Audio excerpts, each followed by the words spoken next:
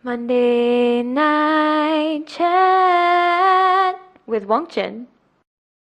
Brought to you by the Member of Parliament for Subang. Hello, welcome to Monday Night Chat episode 21.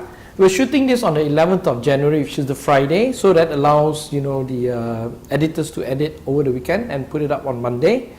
I'm flying off to London on Saturday night, so I'll be away for about a week.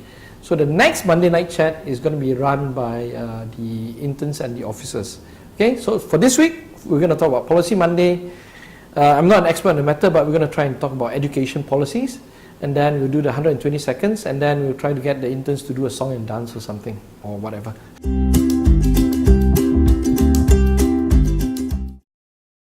Okay, Policy Monday this week. We are looking at education policies. Let's be straight to the point. We're not experts in this matter. We are experts, so-called experts in economics and also trade. But we approach every policy in the same way. So we're going to have a go at the education policy because it's a big topic. Everybody's worried about it. And in particular, our office has been engaging the PIBG and the Guru Besars. And we published this, last year, late last year, the State of School of Parliament Subang. So we're going to also commit ourselves to repair as many schools as possible with our $200,000 budget for Project Kecil. So let's start with the overall big picture, which is the budget. Okay, so for 2019, the Malaysian government has allocated a record of 46 billion for the Ministry of Education. As comparison, in 2018, under the Najib government, they allocated 44 billion. So this is a 2 billion increase. Broadly speaking, every budget has two portions. One is called operational budget and one is development budget. Now the bulk of the budget spending this year is on the operational side, which is 44.5 billion. That leaves 1.5 billion for development expenditure. So don't expect a lot of schools, new schools being built, or facilities which are development budget stuff. It's mostly still focusing on operational issue. Now, we went through the budget very briefly, but I'll just give you a short example of how this budget is allocated.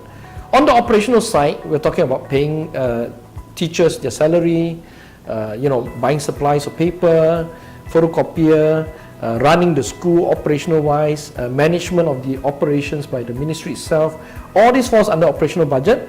For lower school ataupun what we call primary school, we're going to spend 17.3 billion.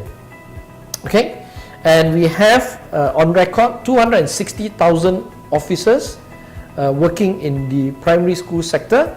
These officers could be made of actual admin officers, but I think the bulk of them is actually school teachers. Okay, as for the secondary school, sekolah menengah, we're going to spend slightly less at 17.2 billion with a total staff of 230,000, still less than the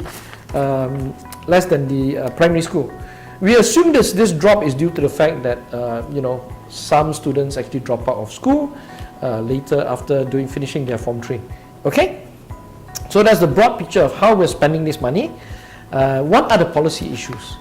You can actually break the entire education policy into two, and the simple example is to say software and hardware. Okay, let's start with the hardware. Hardware basically means infrastructure. The school itself, the computer that we use in the school, the facilities, the makmal, the whatever that is physical, right? So if in terms of hardware we are failing, I won't say very badly, but quite bad, because in Parliament Subang we could see that most of the schools we interviewed had problems, termites and all this kind of thing, right? So the policy is broken into hardware, software. So hardware aspect is the easiest to solve, which is basically spending money and putting enough money, sufficient money to repair the schools. So the position of the government, according to the education minister, is that they're going to spend about 2.5 billion for hardware repairs, roughly upgrading schools. Okay, the software is the difficult bit. Hardware is a question of money and political will. Software is the difficult thing. Software, we're talking about basically teachers, curriculum, things that are intangible. When you talk about teachers, we're talking about the quality of teaching. And that's always linked to one issue, the pay. Where do we recruit the teachers? everybody knows that, in say a class of 100 graduates, the top performing graduates will go become bankers, doctors, lawyers, and the bottom pile always end up as teachers. So that culture has to stop. So the quality of teaching depends largely on two things. One is a pay factor. So if teachers' pay are good, then you could attract the best students to become teachers. Second is, of course, the training of the teachers themselves, their livelihood. When I was young, I was privileged to go to a private international school, and the lifestyle of the school teachers are fantastic. They get paid 25,000 a month, they got summer breaks, they got assistants, they got, a respectable position. So we have to rethink that culture, right? We have to look at Singapore, Hong Kong, where they're succeeding, and say, look, why are teachers there being paid the same as engineers? Okay? Again, is a factor about the approach we take and the willingness for us to spend on the budget. Now, that's on software regarding teachers. Software regarding curriculum is dicey. We had 61 years of Barisan Nasional, so many of the history, the attitude towards literature, the position on many things are all political and politicized. So how do we start to go back to facts and reduce the political input? That requires tremendous political will on the part of Pakatan and a commitment to tell the truth. So history, literature, that aspects of school teaching needs to be re-examined carefully, and a panel, 7 months into the new government, we should have set up a panel to look into this and then make proposals on curriculum changes. That could take 2 years. That one we can sit down and say, okay, but hardware, repair the schools lah. The toilets are failing, the wires are exposed, all those, do that first. Yeah. The third aspect is really the philosophy of teaching. What philosophy do we adopt? Are we adopting rote learning, which is the standard Asian model? Are we trying to be like Singapore, where they've taken in international baccalaureate teaching, where students are required to do philosophy a bit of knowledge, theory of knowledge, a bit of social services? What are they teaching?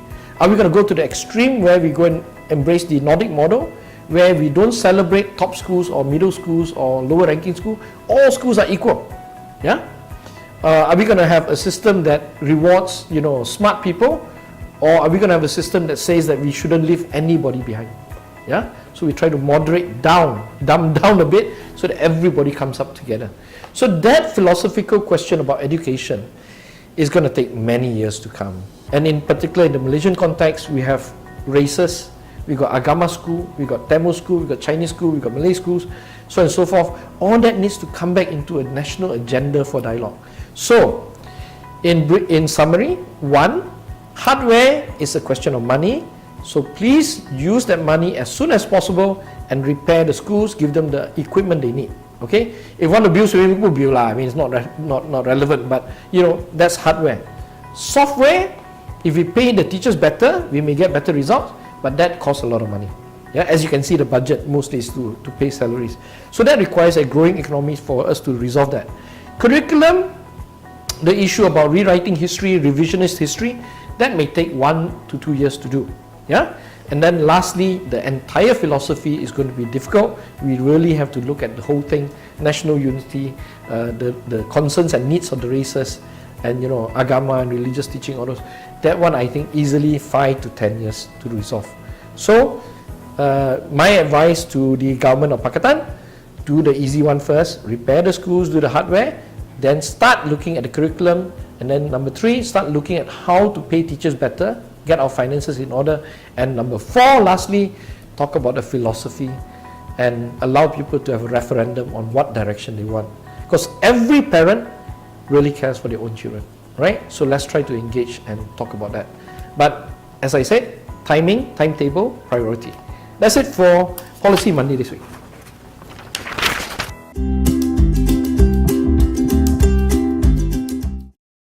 Hi, welcome to our 120 seconds Q&A. So as usual, we have 5 questions. First question, Sultan Muhammad V resigns, Sultan Kelantan. I'm from Kelantan, so we're a bit saddened by his departure. Let's see who's going to be the new Agong. I think it will be done through the ruler in council process. Politicians will at best stay away from this kind of thing. Let the rulers decide. It's within their own power to decide who the next Agong should be. Okay. Number 2, Wall Street Journal report on China using their political influence to bail out 1MDB in return for the railway projects and all the other pipeline projects. Now, we're not sure where this information comes from. Wall Street Journal seems to indicate it came from the Malaysian government, the current Malaysian government. I think if we have minutes of this kind of meeting, the Malaysian government should just give it openly and publish in the media rather than feed information to reporters. Yeah. So let's get down to the issue, because it is very important that we do not complicate relations with China any further. Okay, number 3, Cameron Highlands election. I hope that the by-election will be done fairly. I mean, this is our great opportunity to to show that we don't need ministers to visit and promise projects and stuff like that. Let the people decide. Let the candidates go down on the ground, do their hustle, do their political campaigning without the machinery of the government. Okay. Number 4, the minister said that water tariff will go up, but it won't burden the rakyat. I don't know what that means. Generally, water tariff goes up, of course, the rakyat is burdened. The question is, how much is it going to go up? So, if it won't burden the rakyat, are we going to give a rebate? Then what's the point of raising the water tariff? But one thing is certain, water supply is a big issue. It's a big issue for people as consumers, and big issue for business. You need water, sufficient amount of water to run businesses, okay?